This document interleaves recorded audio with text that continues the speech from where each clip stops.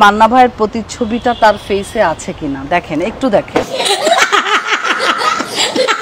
Social মিডিয়ায় এখন ঢুকলেই ছাত্রীদের জ্বালায় নিজের পরিচিত মানুষদের খুঁজে পাবেন না। প্যারাফিলিয়ায় আক্রান্ত লায়লা, সাইকো বর্ষা চৌধুরী, লেডি বাটপার রুবায়াত ফাতেমা তন্নি, বস্তির রানী ক্রিম আপা, নারী ব্যবসায়ী হিরো আলম এবং চানখারপুলের রদ্রিমাল থার্ড ও ফোর্থ গ্রেডের অভিনেত্রী পলি, এসব ডিজাস্টারদের অত্যাচারে মেজাজ খিটখিটে থাকতে বাধ্য আপনার।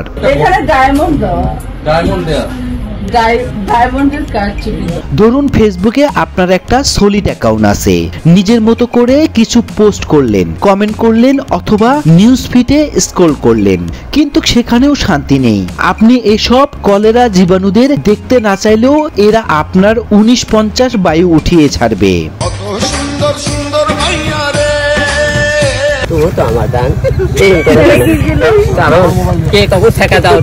এই জুয়েলারিটা 1 কোটি টাকা দাম হবে আর এই শাড়িটা 10 লাখ টাকা। আবার এদের চাপার জোর শুনলে তো আপনি আরো মেজাজ হারাবেন। যেমন চানখারপুলের রদ্রিমাল পলির গলায় এই নেকলেস, কানের ঝুমকার দাম নাকি 1 কোটি টাকা, পরনে এই শাড়ির দাম নাকি 10 লক্ষ টাকা। 1 কোটি লিখতে কয়টা শূন্য দিতে হয় সেটা কি জানেন পলি? 10 কোটি। বিগ মাউথ পলি কল্পনায় নিজেকে নিতা আম্বানি ভাবে, তার পরনে এই শাড়ির মূল্য 10 লক্ষ টাকা। পাবলিক এসব গল্প শুনে হাসাহাসি করে, তাও তাদের লজ্জা নেই, বেশরমের মতো প্রতিনিয়তই ভিডিও আপলোড করে চলে। কাজ নিয়ে আমি ব্যস্ত নাই, আমি যে কাজের কোনো ভিত্তি নেই সেই সব কাজ নিয়ে ব্যস্ত। প্রয়াত মান্নার বিপরীতে কাটপিস নায়িকা হয়ে পলি নিজেকে বিশাল কিছু ভেবেছে।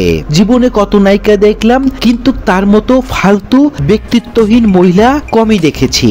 না পারে সুন্দর করে গুছিয়ে কথা বলতে, গাইয়া খ্যাতমার্কা অ্যাকসেন্টে কথা বলে, তাও অশুদ্ধ উচ্চারণ, ঠিকঠাক বাংলা বলতে পারে না। অশ্লীল ছবির নায়িকা হয়ে বখাটে শ্রেণীর মনোরঞ্জন করতে জানেন, কিন্তু অভিনয় দিয়ে দর্শকের মনে দাগ কাটতে জানেন না। কবরী শাবানা ববিতাদের রেখে যাওয়া ফিল্ম ইন্ডাস্ট্রি ধ্বংস করে দিয়েছে এরা। সবগুলো চাঁদনিবারের মতো মধুমক্ষী।